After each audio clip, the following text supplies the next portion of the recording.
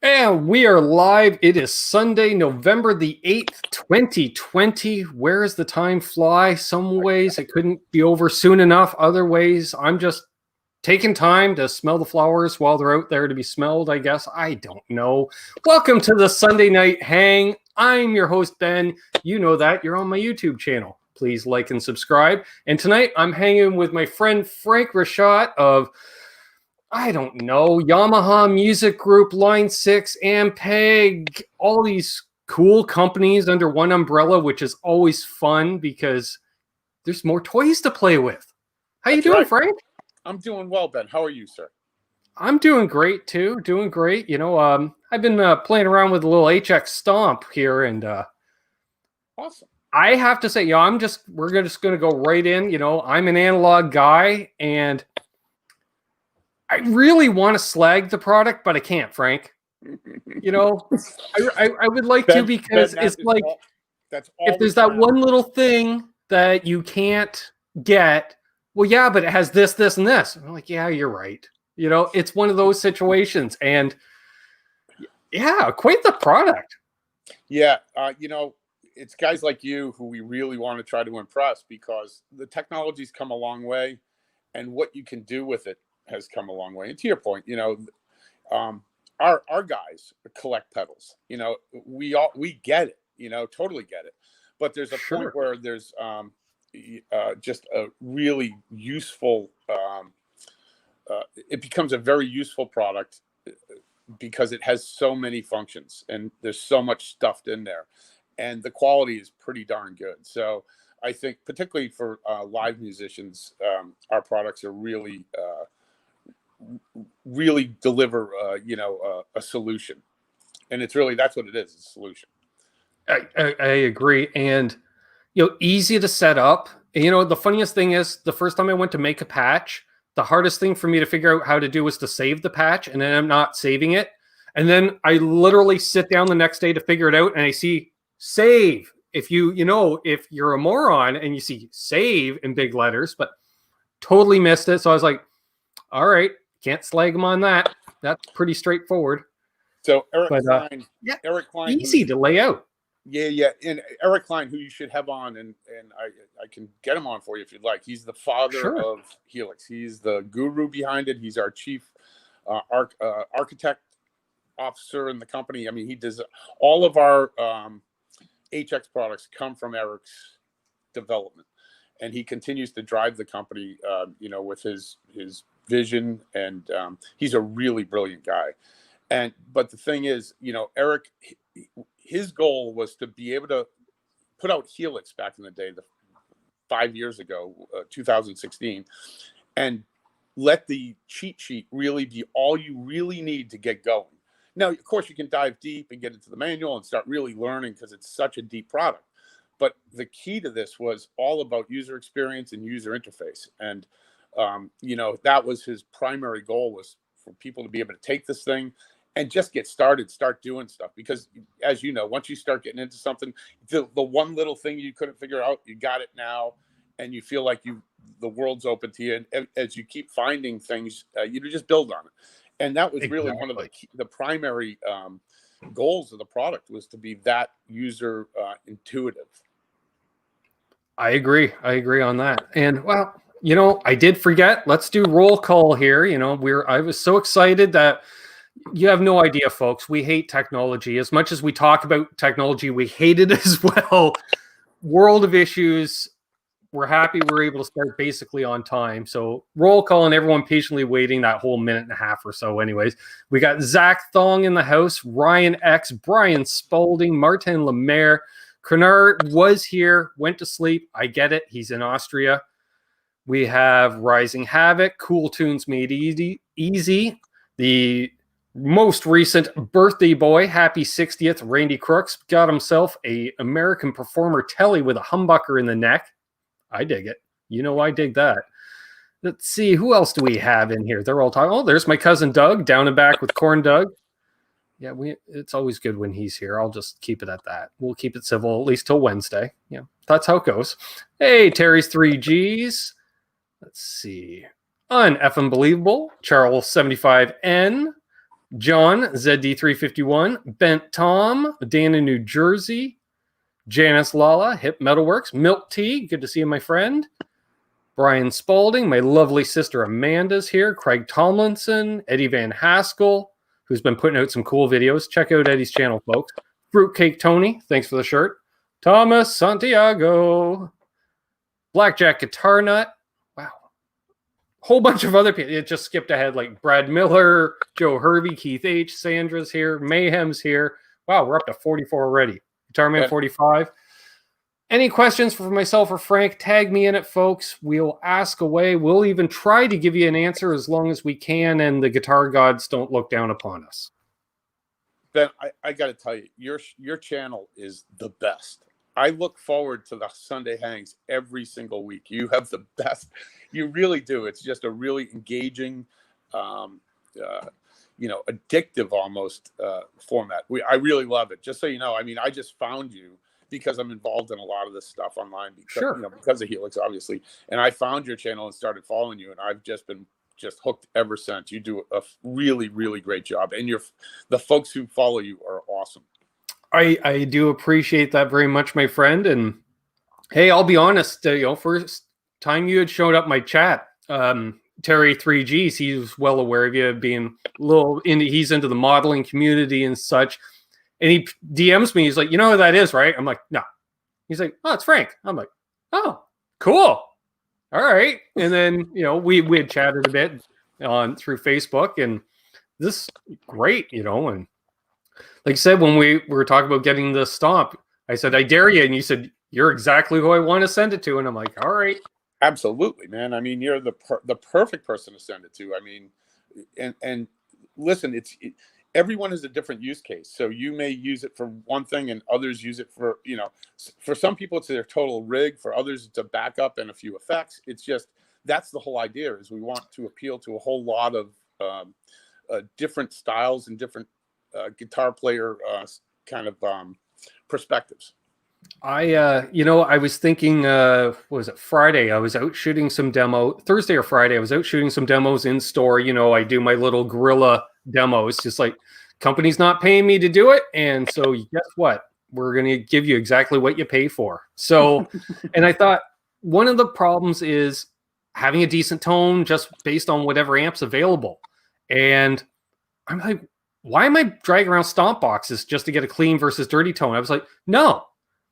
I'm going to start bringing the stomp out, because I can even EQ at that. Even if I'm playing through a smaller practice amp, I can still get a decent tone that's going to come across on camera. So I don't get hey, your tone sounds like ass. I'm like, hey, this isn't my store. I'm limited to what's in stock. Exactly.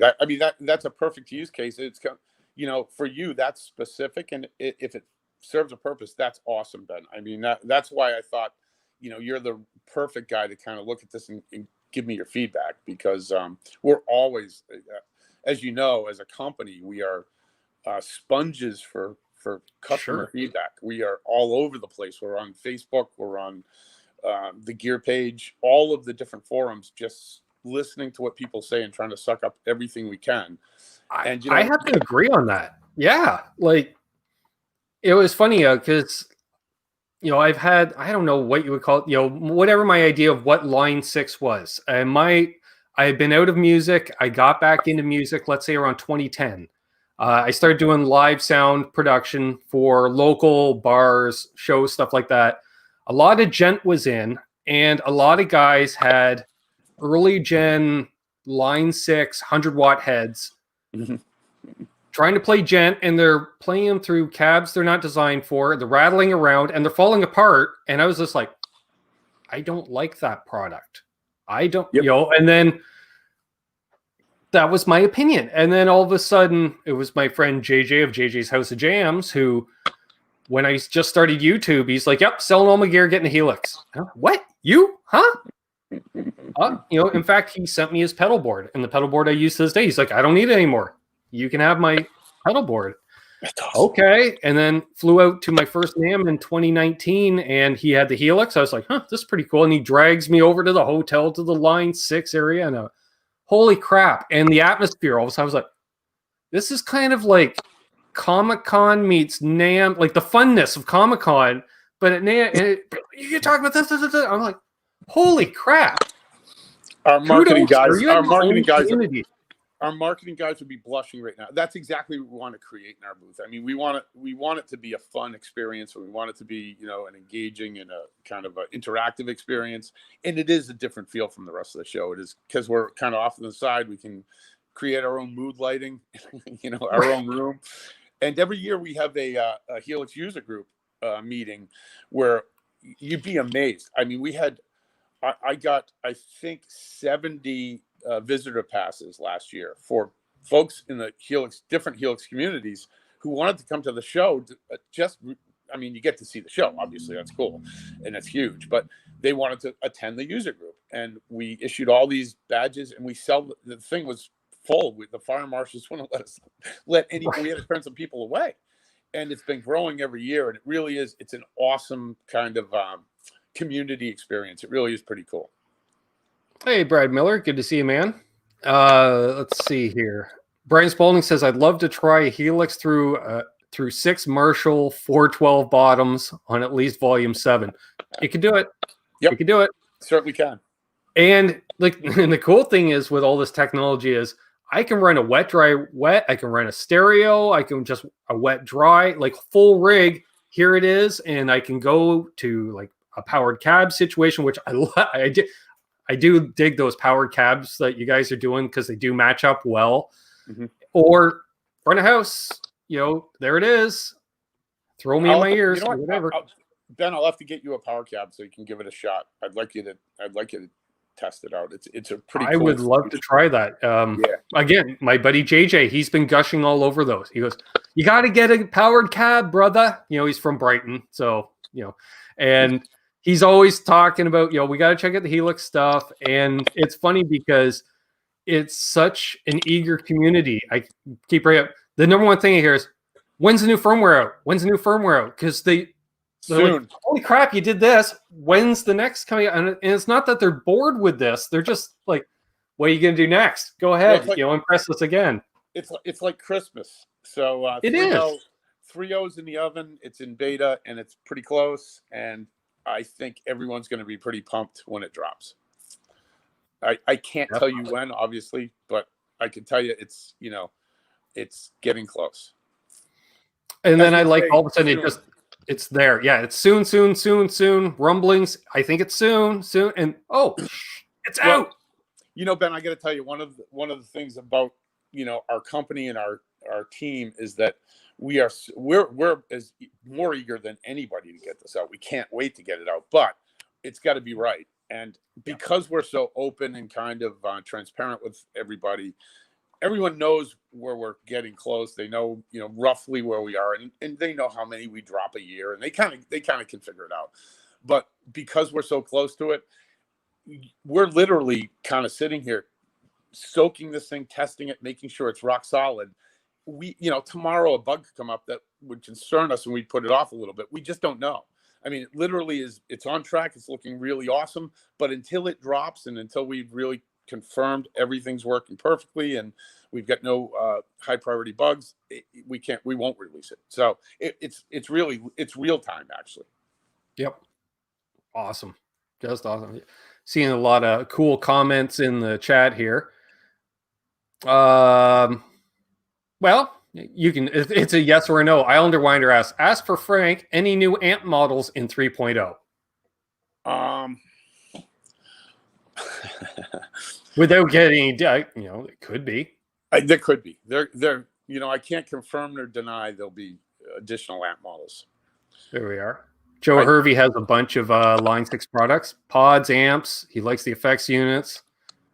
Nice. I know Brad Miller in the chat here, he keeps telling me every time, like when I released the first stomp video I did, I called it, an uneducated overview because I just wanted to look at it from the analog standpoint. And by the way, I could tell he was live commenting. Basically, he's like, dude, seriously. Oh, like I know he's probably pulling out his hair, and then all of a sudden he's like, oh. And then he was nice enough to mess with me. He goes, dude, if you need any help at all, just let me know. And I was like, yeah, thanks, buddy. I do appreciate that. But that's half the fun is poking around. It's like getting a new pedal. You know, I don't agree. read the manual. Plug it in and start messing with it. Exactly. That's right. No one does. And that's one of our goals, is to make sure that it's intuitive enough that you can kind of figure out enough to just get you rolling. And then that snowball just keeps going. As you figure things out, you keep going, then you go online and get a couple tips. And there's just so much stuff that you can do with this technology. It really is. I put the comment up on screen. Brad is saying, I was pulling my hair out for sure. Nice. Hey, Gary, Sandra, Hugh. Hey, everybody. Laz.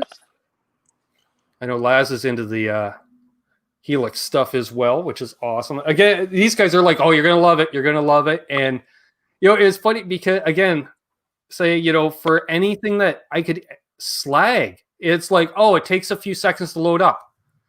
Tube amps don't turn on right away. That's right. So it's like, yeah, we just got to let it warm up a little. Yep.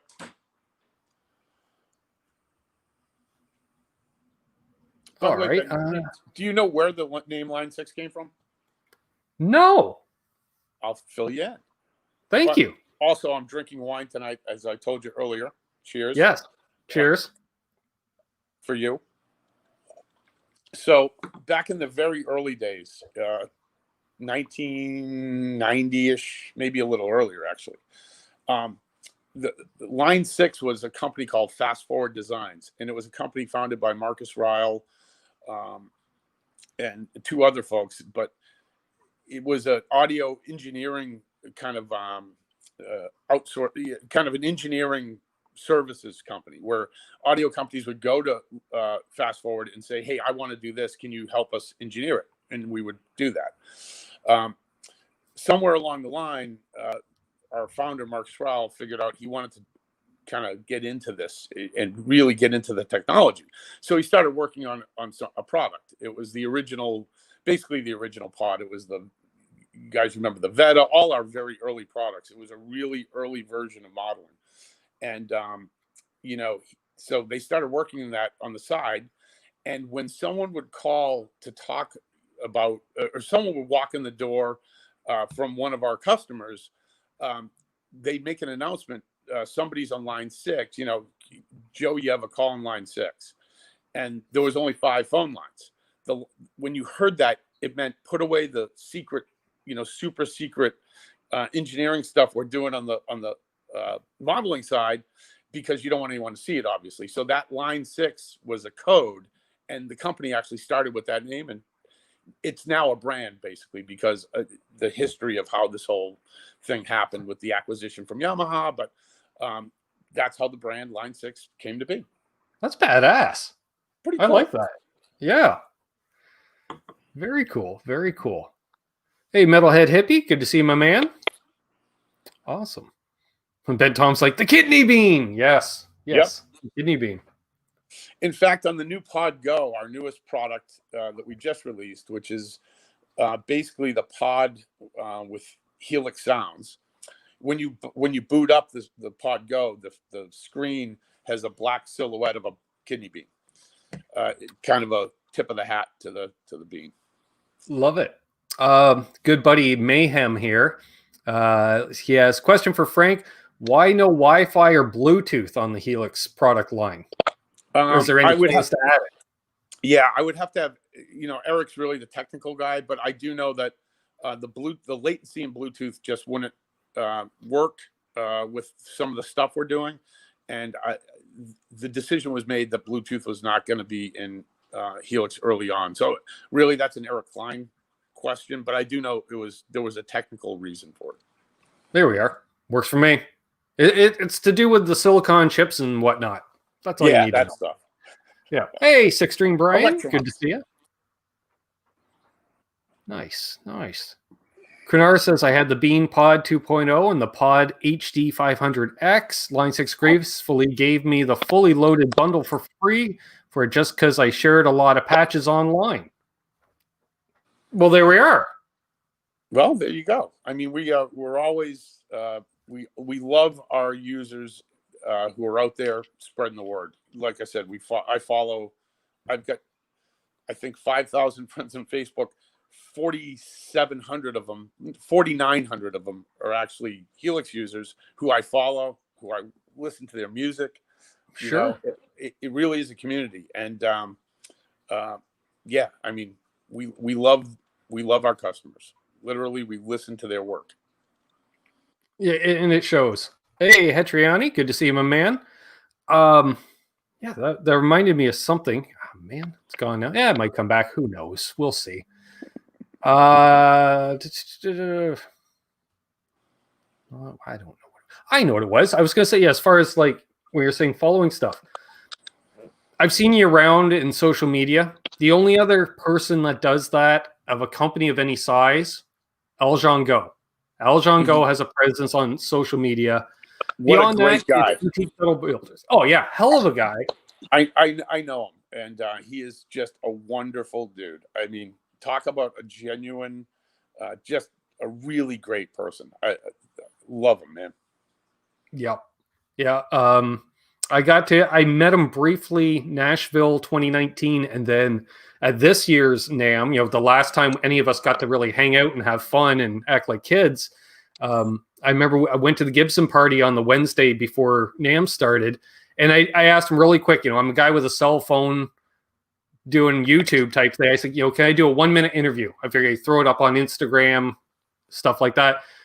We talked for 3 or 5 minutes. And then he's like, so have you checked out the stuff? Yeah. I'm like, no, I just got here, saw you, it wasn't crowded, figured took my chance. And then he takes me around, and he doesn't know me from Adam, but he's like, shoot what you want, just please don't release it tonight. I'm like, no, of course not, But yeah, awesome. That's awesome. He really is a good guy. That's really the model of how it should be. That's genuine. He's a genuine, voice for the company, and he's a genuine. Genuine's the only word I can think of, because that's what he is. He's genuine. Yeah, great guy. I agree. By the way, unbelievable. By the way, your depression around the lack of a Winter NAMM 2021 I share it. I'm really bummed about it. So 2022 is going to have to be just ridiculous, off the hook. Exactly. I'm planning on, I'll get out there. I did a full week out there this year. I'm going to do longer next year because I'm going to need recovery time just to make the trip home, I think. And especially, come on, that's like the 3rd week in January. I really want to get out of Canada. Yep. Ben, you got to come to the Helix user group, man. You're our guest. I'll get your guest pass. You got to be there. Definitely. I will definitely do that. Definitely. Randy, thank you very much, sir. Question, Ben, would you ask about the wireless units? Sure, yeah, because I dig them. Tell us about the wireless units. G10?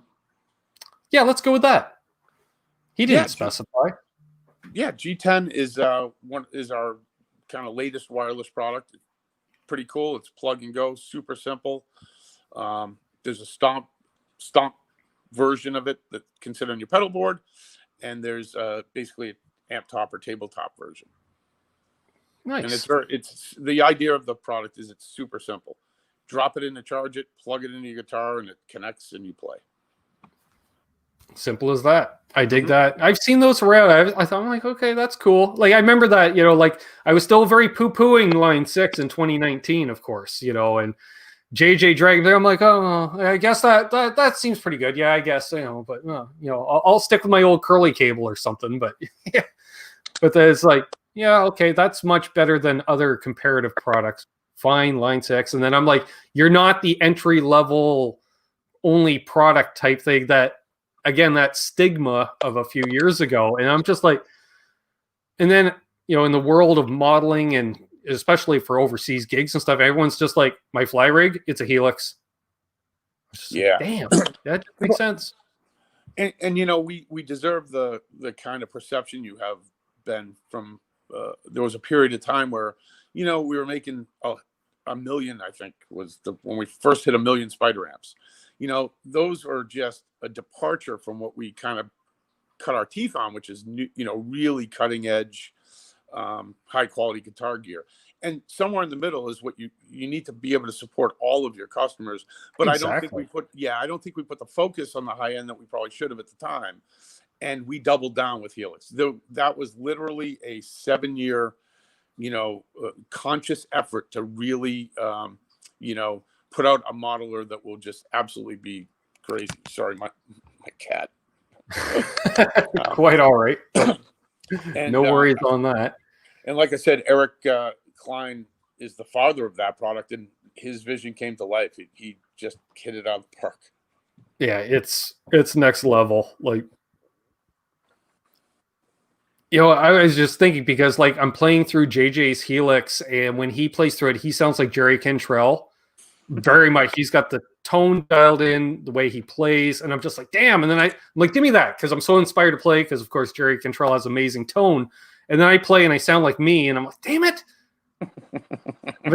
Which tells me it's not modeling, where it's sort of like, I don't know, you plug into a 5150 amp, everybody kind of sounds the same in a way, but you plug into a Helix patch, you don't all sound the same. No, that's true. That's true. And by the way, Pat, Eric's famous for saying, all presets suck, because there's so much context you need in a pretext to really understand how it was created, with which guitar, who did it, what their likes and dislikes are. I mean, it's really being created by somebody who has a very specific tone and a very specific style and a very specific guitar. And when you take something like that and try to use it differently, that can be a problem. So you really got to use them as kind of guidelines. But really, the best thing to do is just open up a signal chain and start building a patch. Build your own patch. You can get some really cool ideas and some really good guidance from patches, no doubt about it. But you can actually, if you pay attention to what the patch was made for, you can sound exactly like the person who created that patch. We have artist patches that are created. If you're using the same guitar in the same way, you're going to sound exactly like, it's science. You're going to sound exactly the same. However, not everybody has exactly the same rig and the style and attack and all of that stuff. Sure. Yeah, I will say, presets, they suck and they don't, because like I went through all the presets. I'm one of those guys that fiddle through. My only problem with the presets is they're in the wrong order on the stomp, because it's got, I call it that Steve Lukather on acid. Like, here's 20 delays, that's ping pong. I'm like, Jesus, no, just give me like a Friedman kind of dirty as my 1A, just because like I would build it up sort of like a guitar solo, because, give a tease, a little more. And then those ones that come across as, hey, these are the extra features we offer, those, 6 on out. Okay. Yeah. Holy crap. Which that's what I've been going for, a lot of those crazy ones, and I'm pulling them, dialing them back. I'm like, nope, that's my preset now. Right. You got to make it your own. Yeah, you really do. So that's exactly the spirit of which you should use them. Is, this is something I really like. Now I just got to dial it in. Yeah, for me. Right? But on the other hand, you kept the spirit alive of.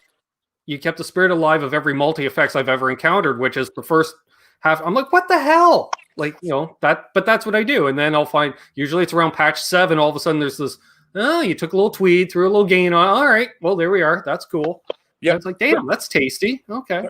But think of how many possible options, and it's limitless. So you got to kind of focus it. And that's where the problem comes in, is where you focus, Yeah. You're not gonna make everybody happy. You don't have a lot of junk in that. Like, I was a little disappointed by, let's say, the overall amount of effects available, but I get it as well. Like storage space, cost, all these things. But on the other hand, there's a lot of cool stuff in that. Like, also I'm like, oh, you got a doubler chorus in here? Nice. Okay. Remember, Stomp's a very small subset of the actual Helix. So, it'd be obviously because of DSP and size and all that stuff. So there's a lot more available to you with Helix than there is in Stomp, but the same things are available for both. Right. And again, that was like, I don't think there was anything I couldn't find something damn close to what I want. And I'm not talking even amp or specific gain pedal or something. Like, really, what do you need? More than a dozen of each? honestly, you know, like how many circuits are there that there is 100 different tube screamers, 100 different big muffs? Like, if you're going down that rabbit hole, you're not using this product. Right. And we've added several amps and several effects all along the way. And, you know, like I said, I can't confirm or deny, but there could be more. Nice. Yep. Really Zach, excited. Really excited to get 3.0 out then. I bet. Yeah. Six String Brian, he came in a little late. He was asked and answered. It's out. It'll be out sooner or later. It'll be out soon or later, one or the other. Zach is my former hometown. Nice. He was checking out Ardens music. Awesome. Good to see you're checking out stuff like that. Somebody was asking, when did Ampeg come into the picture with Yamaha Music Group? Yeah, so I started to explain, you know, when Line 6 began 1992, or a very long time. I want to say it was 30 or 31 years ago. We were self-sustained kind of, company right up until 2014 when we were acquired by Yamaha. So Yamaha acquired us, and for 2 years we just operated as is, and we continue to operate independently. There are, you know, obviously there's roadmap and product decisions that are integrated with Yamaha Japan. For obvious reasons, we're the same company, so we want to make sure we're doing the right things. But as far as kind of managing our day-to-day business and our development, that's pretty much been on up to us, and we've been driving that. Yep. In 2017, the vision was kind of, well, why can't we add to the brand? So now let's create a company called Yamaha Guitar Group, headquartered, basically it's Line 6, headquartered in Calabasas, which is where we've been headquartered forever. And we're going to acquire the brand Ampeg. We didn't acquire buildings or people, or we acquired the actual brand and the product. And it really needed it. Ampeg is an absolutely iconic brand. For sure. One that needs to be handled and treated with respect, and at the same time move forward and kept alive and you know, brought to the next level. So we thought we were the exact right company to take that challenge on. So we ended up buying that brand, and that's when Yamaha Guitar Group was formed. So now you got an umbrella of Yamaha Guitar Group with the brand Line 6 and the brand Ampeg, and you know, you could add more down the road, but that's the idea. The idea is that we are focusing on guitar and bass products. And we are super proud to have the Ampeg name. We came up with the 50th anniversary SVT head last NAMM. And I'll just say we're working on lots of stuff. Awesome. The Ampeg brand is in good hands with us. I will say, having worked for a Japanese company myself, it's Japanese corporations are not the same as North American ones, where everything kind of blends into each other. Japanese companies, I'll say I worked for Fujitsu. They owned 60 corporations, and every one of them they'd use the same logo on everything, but they were completely separate companies. And I could get a phone call from everything from a computer to a locomotive engine to an air conditioner. You know, it was insane. The size. So, but they all let every company work within their own space, like you say, which is awesome.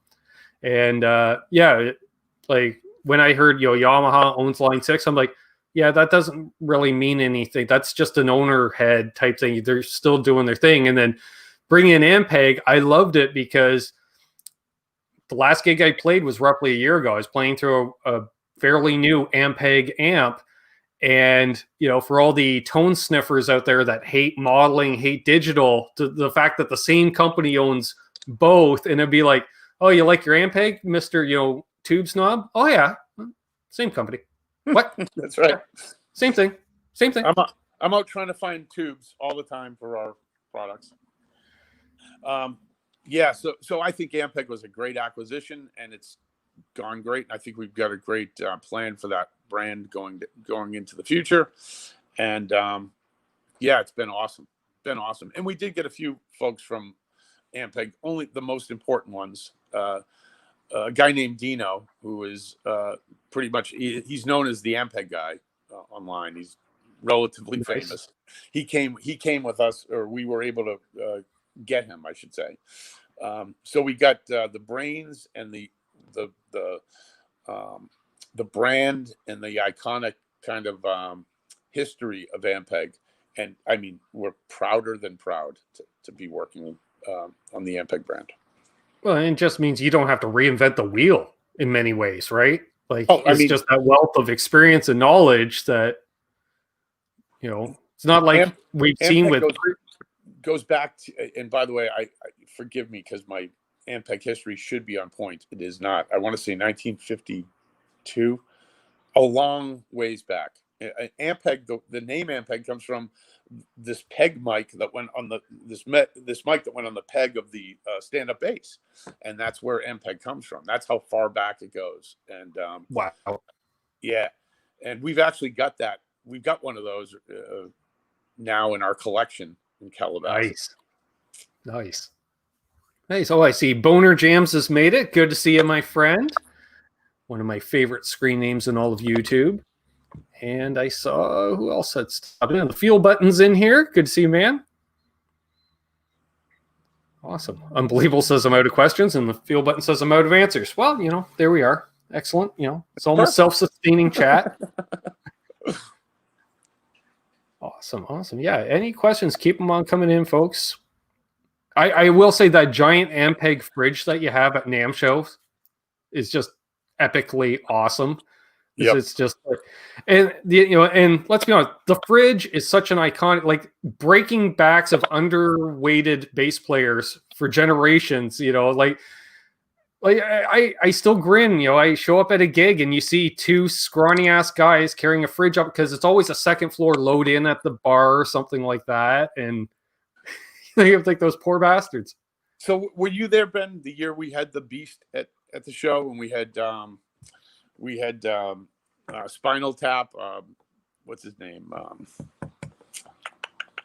Bass player for Spinal Tap. Yes, I was there, but I missed the actual event. Right. Well, that was pretty spectacular, and that amp is actually. So my team actually recovered that thing, and we took it out of the warehouse when we acquired Ampeg from its last owner, and we recovered it. We completely refurbished it, shipped it down, set it up. I mean, that thing is 11 feet tall. It's ridiculous, and I'll tell you what, it sounds amazing. You can it shakes the foundation of the building when it's played through. And it's actually in the hallway. We have a kind of a performance hall in a place where we have company meetings called Carnegie Hall in our building, and it's right outside that in the hallway. It's this really high ceiling hallway, obviously, but it's sitting there right now as I speak. I was gonna say, yeah. There's a photo of me. I'm not a bass player. I got to get a photo in front of that amp. That was insane. And thank you, Derek St. Hubbins. There you go, Derek St. Hubbins. That was that's not what's his name? Derek St. Hubbins is a guitar player. Oh my gosh, I can't believe it. Now it's gonna drive me nuts. I know it's not Nigel. Nope. Anyway, my brain, I'm having a really bad week. So. Come on, Mod Squad. We got Someone's the mods here. Yeah. They'll figure it out. I'm sure they will. Terry Heim says, I never played through an Ampeg guitar amp, but our bass player back in the late 70s had a SVT with two big cabs. Yep. Derek Smalls. Yes. Smalls. Thank you. Thank you. Ben Tom. I owned a winder as well. Yes. Nice. I get to meet him too, because he did the whole event with us, and Google it. It's great. There's a great YouTube out there of him doing Big Bottom, but he never breaks character. Harry Shearer never broke character once the whole time. And I mean, I didn't get to talk to him a lot. I was kind of in the periphery, but he was in character the entire time. It's unbelievable. All right. He just showed up, the man we have to blame for my, love of Line 6, as much as you, Frank. JJ says the jam's here. Rock on, everyone. Hells yeah, Line 6 love right here. All right. Thank you, man. And that's a guy that, yeah, he was still, when I showed up for the first NAMM show, he had the Helix, but an OCD going into it because he still had to have his OCD at the time. Of course. And we were on his workbench one night and he had all 6 versions of the OCD laid out in front of me. And he's pointing the different circuit board, what the changes were for him, because he's breaking it down to which one sounded best. And I would like to say, and he's a Helix convert big time. That's awesome. Thank you, man. Thank you very much. That's great. Yeah. I blame you, JJ. I still love him like a brother, but I blame him.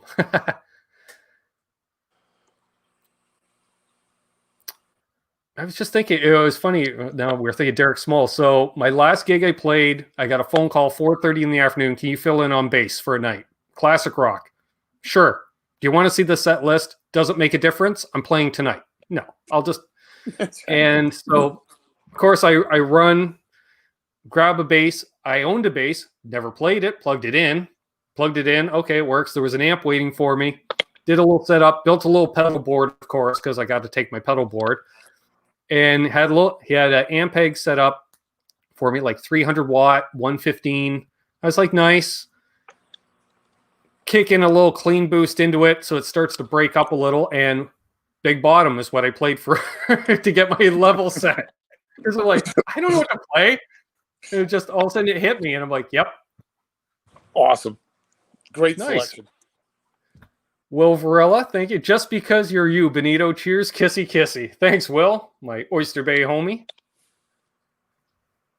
Nice.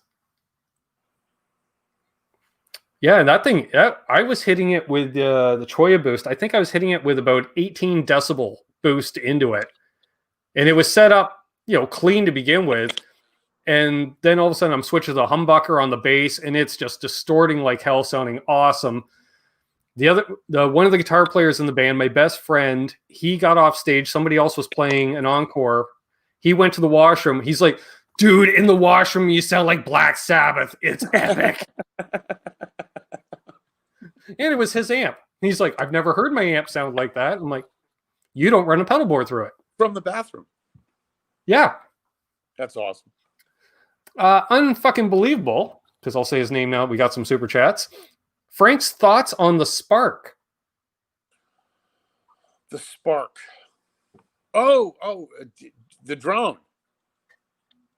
Clearly, this person knows I'm a drone head. I assume. Yes? It's either that or that little teeny tiny amp thing. I don't know. If it's the teeny tiny amp thing, I have no. I don't know about it. Give us some clarification drone, there. I know about. Huh? Well, I asked him for some clarification, and while he does that, Boner Jams with the super chat. Sweet. Being on a heavy Chevelle kick lately, need an amazing fuzz pedal for too perfect an island cover. Any recommendations? When it comes to fuzzes, I recommend the TL Pedals. What the hell is it called? Stinger Fuzz, which is like a modded big muff. It's a big muff with an actual mid control, so you can make it usable. So that'd be my recommendation.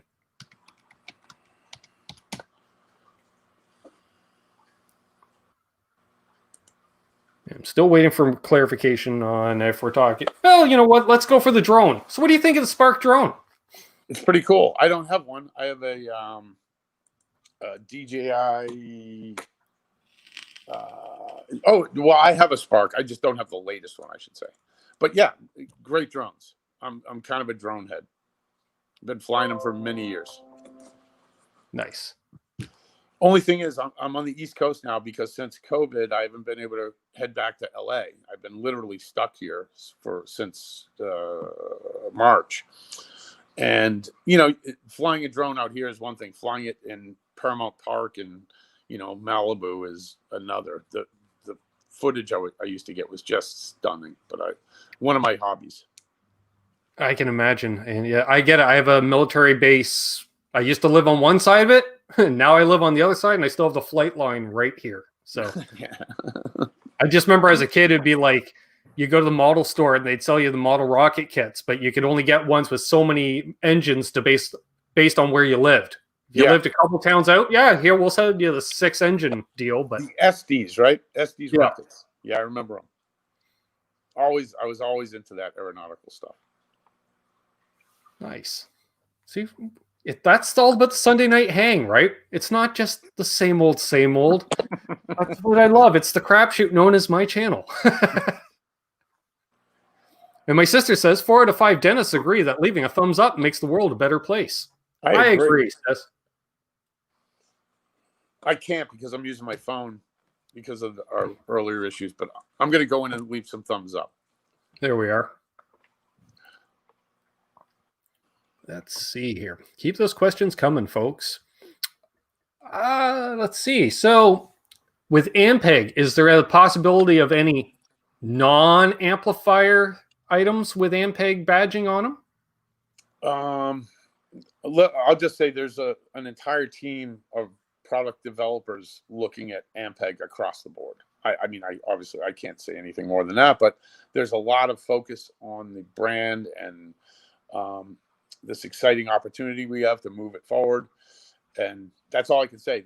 We are clearly active. You know, we're actively looking at everything Ampeg. Nice. There's a reason we wanted it.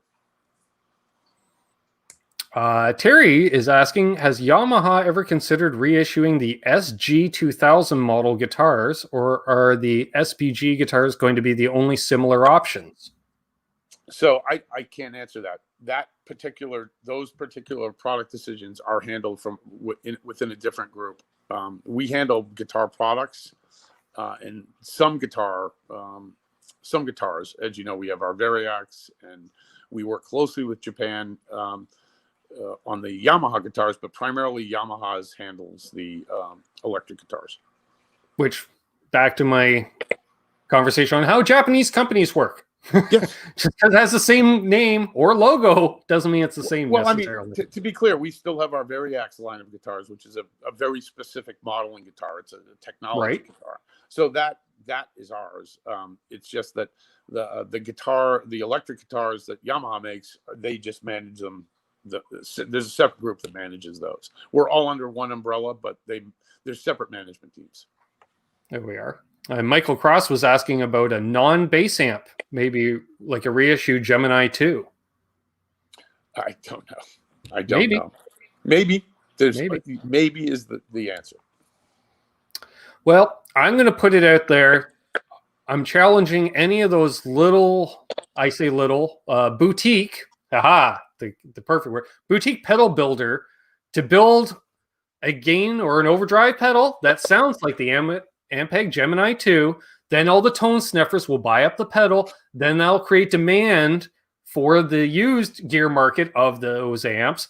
And then as soon as that goes up, I'm guessing, I'm not saying you, Frank, but a bean counter might even see it and go, hey, you know, Frank, we might want to reissue one of those amps. Make some money. That's right. Yeah.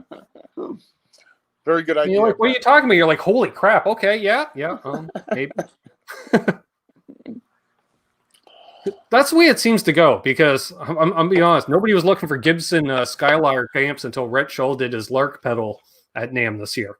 And all of a sudden, everyone's looking for Skylark amps. I'm like, really? Okay.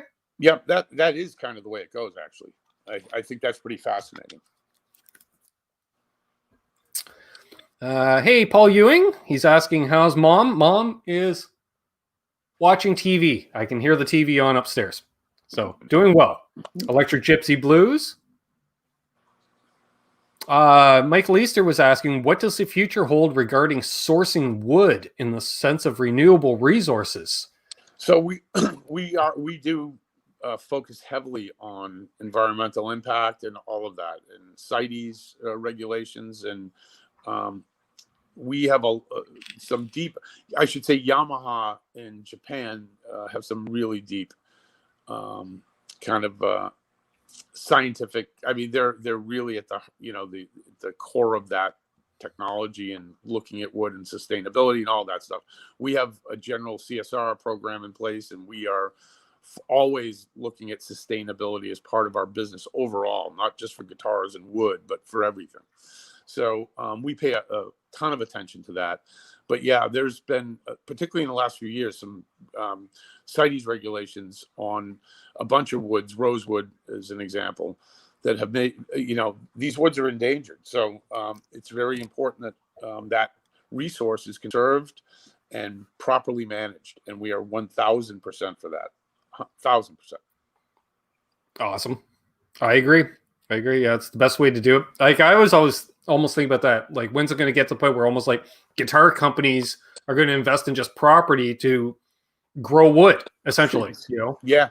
Well, I mean, it's startling when you look at how quickly we can, as a Earth, go through certain species of wood and certain anything if we're not careful. And it really does take management and planning. And we are all for that. And we have programs of our own, both Yamaha Guitar Group as well as Yamaha Corporation in Japan, that address corporate and social responsibility, which is what all that falls under. That's awesome. Good to see. Hey, Michael Easter and Marxo's Images, Adam D. JJ again was asking about any teasers regarding updates on the Helix. Yeah, see, you're relentless. He was the one. We got to go over. I got to find out if the firmware update's coming out. It's like, okay. I promise it's coming out. Yeah, it'll be here sooner or later. It's all good. Thank you, Sandra, for posting various links. We did kind of do a deeper beta this time.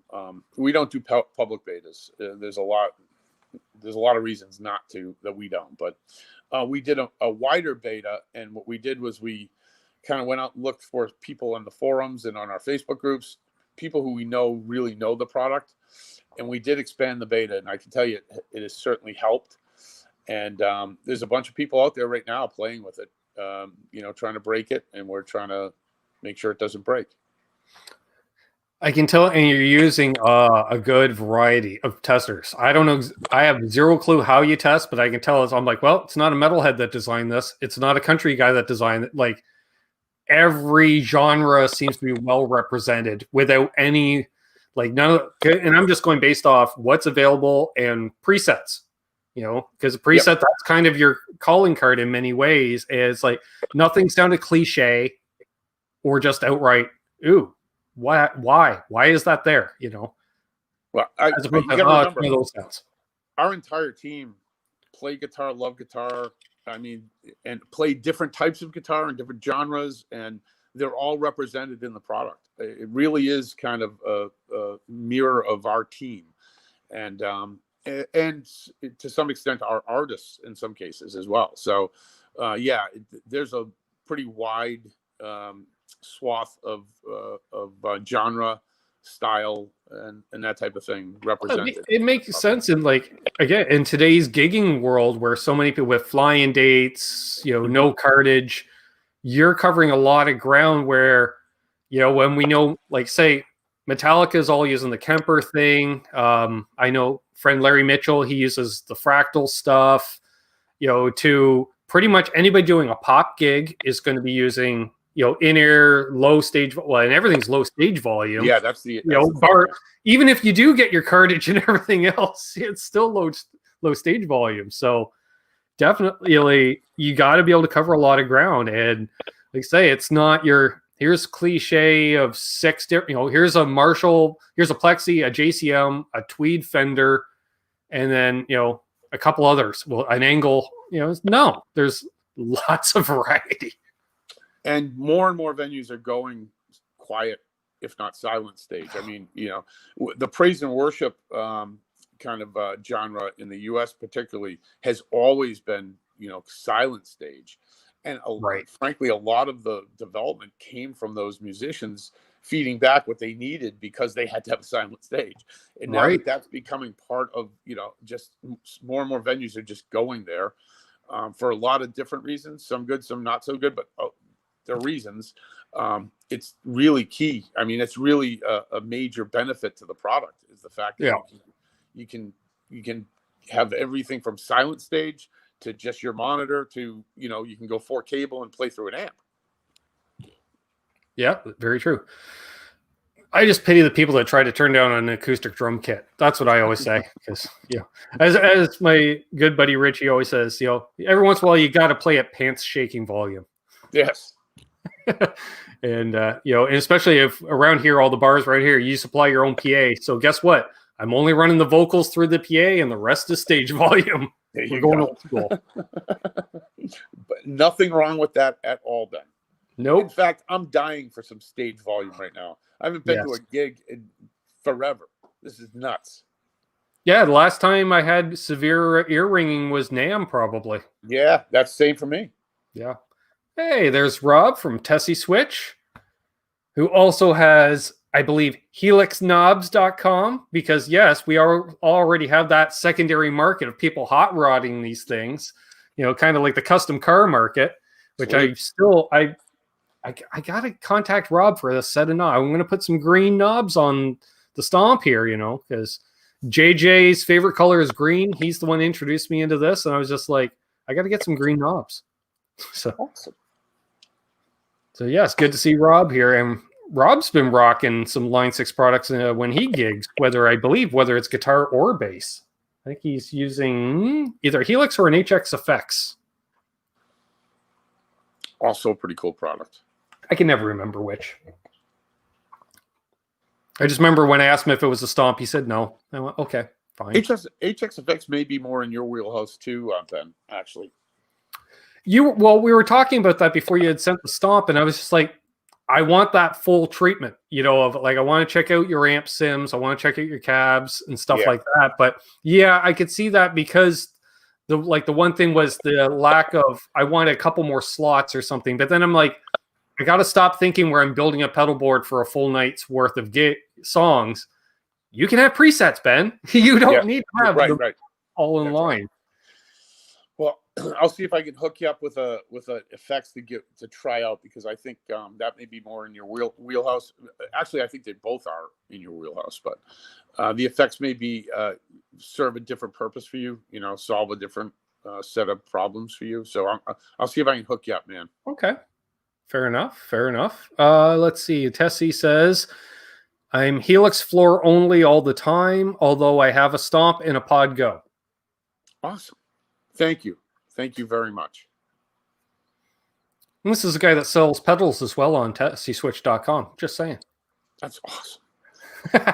And if you ever have problems, man, you guys know to reach out to me. That's the one thing. I am 1000% out there. If there's an issue, we will sort you out, and we will do it quickly.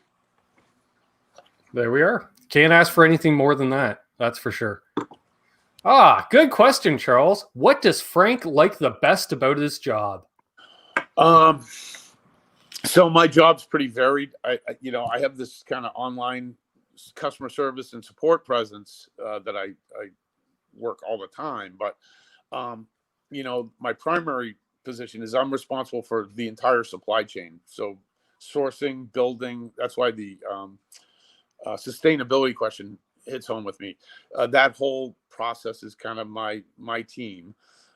As well as distribution through the U.S. and some other things. But really, I think my primary focus in the company is actually supply chain and building a really high quality product and making sure it's where it needs to be. That's been my career. I started with Avid Technology year 92.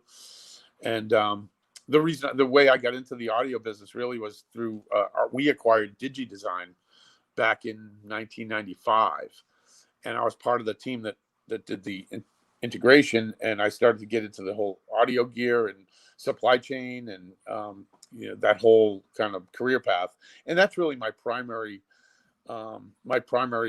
focus. Although my next one would be customer service and support. That's one that's really close to me. I take it literally personally, and my team are the best in the business with customer service and support. I promise you that. Nice. But yeah, I think the things that I really focus on are really in the supply chain side of the business. I love this part of it. Don't get me wrong, but my entire career, 25 years, has been, managing production and quality and things like that. Nice. And Rob says, not to shamelessly plug too much, but I just added Pod Go knob sets to helixknobs.com. Sweet. Pod Go is selling like hotcakes, man. People are loving that product. We are so proud of the Pod Go, man. If it was the 80s, it literally, you would have had to say, not your daddy's pod or something, like one of those type things because that's what everyone's like, oh, they're bringing a new pod. But it wasn't even immediately dismissed. There was a lot because of Helix. It was, oh, wait, Yeah. Too much. And it was like, yeah, okay. And then, okay. Yeah. And then it wasn't even a, as soon as people actually tried, they were like, holy crap. I get, so that's one great thing about being kind of, in the forums and on the Facebook groups and all that stuff is I get tons and tons of feedback. And I got to tell you, the feedback from PodGo has been off the charts. I'm talking hundreds of notes and messages just saying this product rocks. Yep. And when you get an occasional issue, I have to read them all because, or at least scan them all, because if there's a problem in there, I want to make sure we take care of it. But I've been blown away by the reception of the PodGo. It has just been off the charts, beyond proud. Oh, nice. Paul Ewing coming out with a classic here. He says, I've been around a few. Oh, yeah, that's true. I still have my shiny red rack mount pod. It's still in mint condition. Beautiful. Nice. We've got a bit of a museum with all of that gear. We did a chrome plated bean. We did a couple different like special editions. We've got them all collected. I love looking at all that gear. Again, I haven't been able to get back to my office for 10 months, but if I ever get back there, I'll gaze upon all the gear. It is really cool. Very cool. Yeah, that's got to be one of the cool things, because I'm sorry, there's nothing worse than you go into a corporate office and they have no sense of the history somewhere. You don't have to be nailed with it, but I like that, because you got to know where you're coming from to know where you're going, because otherwise you end up like Fender and Gibson around the 70s, 80s, where again, they had to reinvent the wheel because everyone all of a sudden said they want a 59 Les Paul. And they're like, I don't know how to build a 59 Les Paul. Right. Because they let that technology go. Well, Ben, when you come out to LA for NAMM next year, you're my guest. We'll bring you up to Calabasas, give you a tour of the place, and I think you'll get a kick out of some of the gear. It's really a history of the company from the very beginnings, the Vetas, all the way through to Helix and beyond. I mean, it's really a pretty cool collection of gear. I will definitely take you up on that offer, but with one caveat, I will have my travel partner in crime, JJ's House of Jams, with me. Of course. There we go. Whoever you need. And I think the best part about the tour of our company is you'll see that the dudes and dudettes that work there are just really cool. I'd love to meet them because awesome. Yep. That's the real deal because you want to meet the people that work behind the scenes. The closest I came that I was at Novo Guitars last year and I got to meet a large portion of their staff. And I was just, it's a small guitar company, so you still have that intimacy, but I can feel that vibe coming from you with Line 6. Like I can tell it's just like, sure, it's a mainstream name, but I'm getting that family vibe. So I think because we sold millions of Spider Amps, people think it's a huge company. and even now worse, because we're owned by Yamaha, I think people think it's a ginormous company. Right. The reality is we're a really small kind of ragtag bunch of people in an office northwest of LA. Yeah, my favorite kind of people. And listen, people who are just passionate about music and passionate about gear. And I think when you come see us next year, Ben, I think you'll walk away going, wow, those dudes are nothing what I thought they were. It's funny, I get the customer service stuff because we pride ourselves in, like, if someone says something online, I've got an issue, we jump on it immediately if we see it, obviously. But I think people have a vision of like a bank of a dozen or more phone folks answering, the phone. It's 4 guys. It's 4 guys from their house right now because we are still in lockdown in LA County. Right. And those 4 people take every single call and answer every single ticket. And that's it. That's the entire customer service and support phone team. Well, and but they're 4 great dudes. That's what I've always loved about, like, and it really hit home for me the first NAMM show, and I've always kind of seen it. It's kind of like, comparing it to the auto industry, if Henry Ford and Mr. Chevrolet are still around, all these people are still around or close to it in many cases. And it hit home because it was like closing of day one. I'm hanging out in the boutique amps area, talking with Grover Jackson. Floyd Rose walks up. There's Mike Soldano over there, Dave Friedman, Brian Wampler, and I'm just like, holy crap! Awesome. Like it was sensory overload for this guy from small town Ontario. I'm just like, I was hoping to maybe catch a glimpse of any one of these guys, maybe, and everyone's just, hey, you're all talking gear, and it's same as you could be looking at a product and someone nudges you out of the way, and you look up, and it could be a rock star who's a gearhead as much as we are, and he's like, well, what do you think of it? Because you're into it just the same as he is. And you're like, holy crap, this is awesome. The beauty in them. It really is, because it's literally, it's all for the love of music and gear. Nothing else matters. Like you said, you can literally bump into Steve Vai or whoever, and it is sensory overload. That's a great way to put it. And that was my first NAMM, I think, was 16 years ago. Yeah, 16 years ago. And I was blown away. And to this day, I still look forward to it. It really, I died a little inside when they officially announced this year was canceled. So I'm sure we'll do some stuff. We'll do some virtual stuff. It was bad when Nashville was canceled. I went, okay. But then all of a sudden Anaheim, they canceled Anaheim, like it seemed like a month after they canceled Nashville. Yeah. And this one's going to hurt, because again, it takes to a full year plus, and and it's Disneyland and a family reunion all wrapped up into one. It's exactly what it is. There's nothing like going between the Marriott and the Hilton lobby bars, Thursday, Friday, Saturday night. You can hear some absolutely amazing music just playing in the lobby bars, and bump into people that will blow you away. And it is just, every year I look forward to it. I look forward to just hanging. And usually I see a bunch of our customers and a bunch of folks like you and others who are YouTube celebrities and covering the scene. And it's just an amazing event. Amazing. So we got to get it back next year.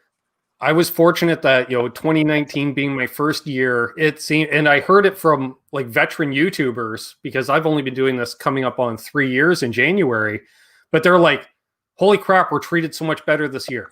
I was like, oh, he goes, yeah, they're seeing us as the press finally. I'm like, good, because that's the way I always saw it. YouTube is the press for NAMM. It's more than a press to me. I mean, literally, Ben, I watch your channel because you have great content. You are engaging, and I can sit there. If I can sit and watch anything for more than an hour, it's damn good, because I just don't have that kind of attention span. And I watch you almost every single episode I watch with you. I watch to the end.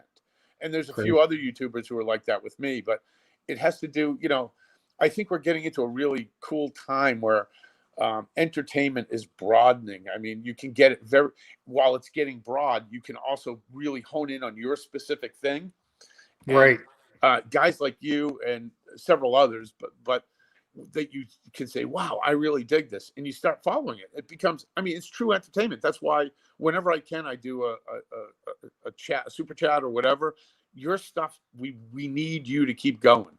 We need this. I appreciate that. And, it's funny because at at Nashville last year, I took this last day of NAMM off, hit Broadway, got very inebriated, became part of my vlog for the day, and I'm thinking to myself, I got to take that down. No company's going to want to work with me. I'm just dropping F-bombs left, right, center, slurring my speech. And then, who is it? RJ Ronquillo, good buddy, he was on last Sunday. He goes live before me on the Monday after. He goes, dude, I saw your Saturday vlog. That was epic. You did Nashville right. And I'm like, oh, right. It's the music industry. We're allowed to do that every once in a while. Yeah, in fact, I think it adds your flair and your color to the whole thing. It's why people are attracted to your channel and watch what you do. I mean, honestly, this is a whole new kind of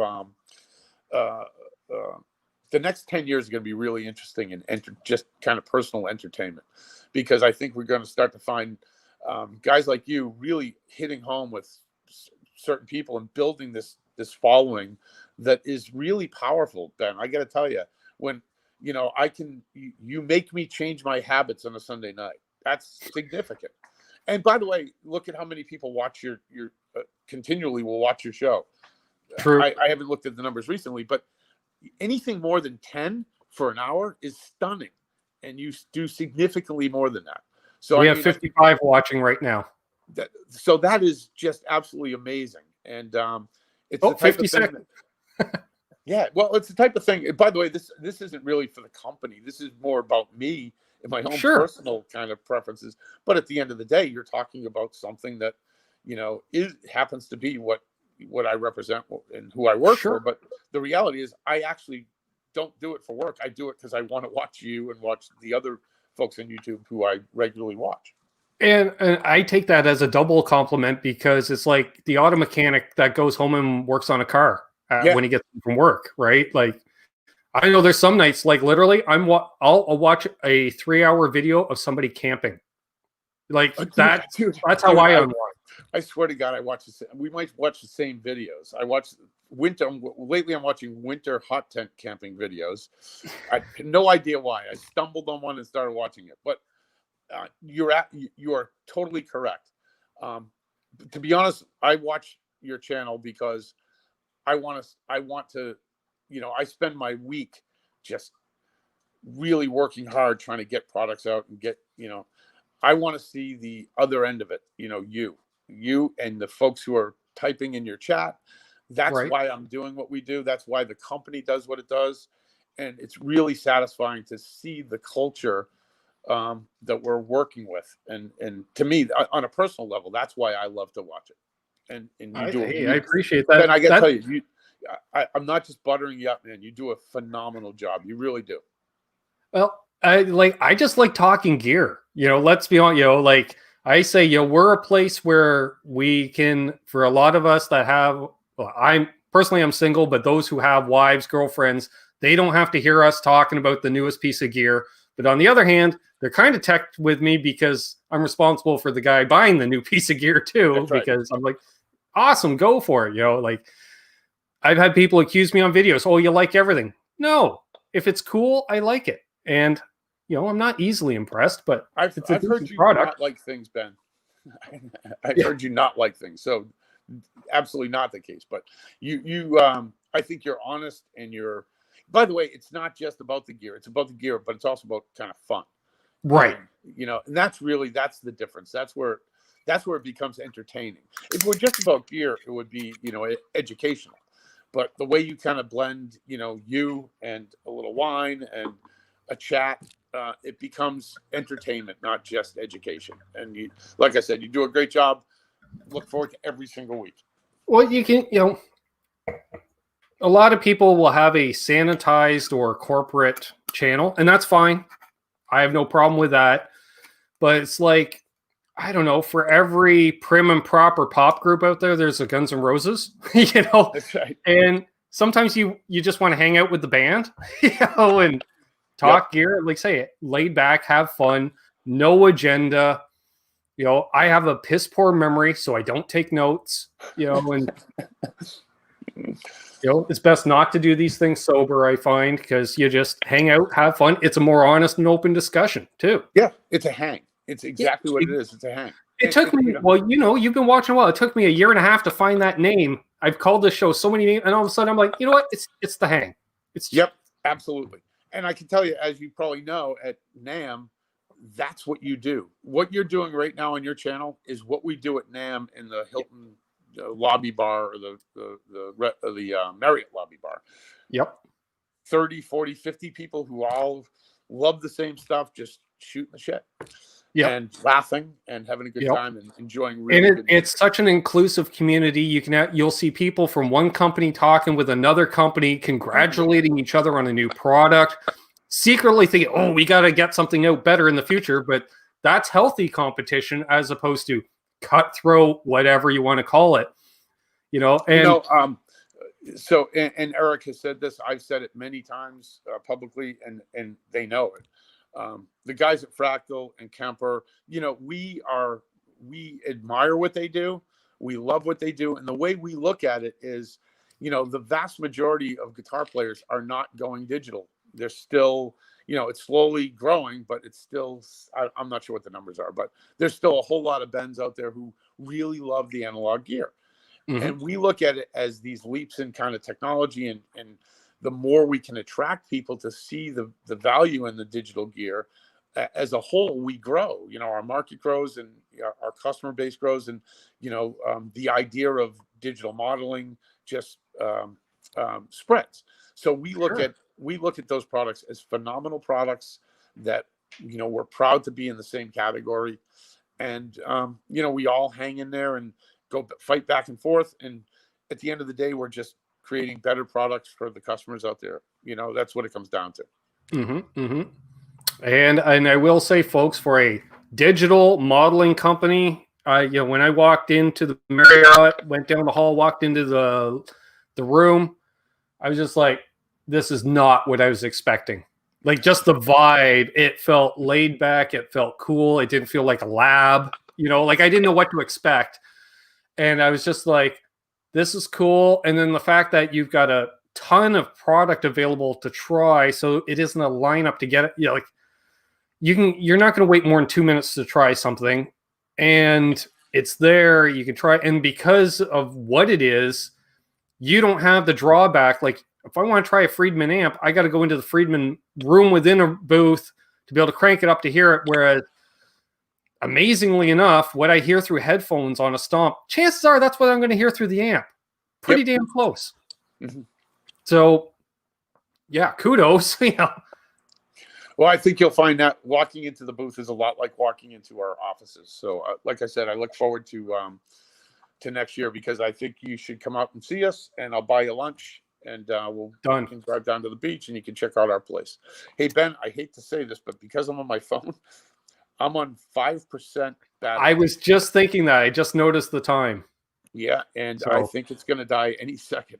I think, you know, I think we hit it at a good spot right here, and definitely we're going to definitely keep in touch on this. I'm definitely looking forward to visiting the factory, I'll call it, or the facilities, the campus factory. You know, I love the term camp. Oh, we have a campus. You have a building and a storage unit out back. No, dude, listen, it's not a campus. It's a small office building. It's way less amazing than you're thinking. And there's way fewer people, but they're all cool. It's good enough for me. Good enough for me. So I want to thank everybody that tuned in tonight. Anybody new, please subscribe. Thanks everybody that left a thumbs up. Shout out to my mod squad. Special thanks to everybody that donated to the channel tonight. The more you do, the more stuff I get to do. And I get to do things like hang out with Frank. It's awesome. Ben, feel free to put my email address in the chat so people can get a hold of me if they need to or want to. I can't because I'm on the phone, and if I do that, I think I definitely will. And I will include some cool links down below in the description as well. Thanks, Frank, for coming on and doing this. We will definitely have to do a part 2, I think. Yeah, I think so, man. It was really fun, and well, next week I get to just relax and watch and not be involved. So I'm looking forward to. See, I already have more work because I don't have a guest. I got to book a guest for next week. All right. Thank you, sir. Listen, I really appreciate it, and I loved hanging. And like I said, keep doing what you're doing. It's awesome. Thank you very much. And as always, folks, you know what to do. Hold those doors open. Let that guy in ahead of you in traffic. Do good things, and good things will happen to you. Karma is real. I'm living the dream. Frank's living the dream. Be well. Be safe out there, folks. Cheers and rock on.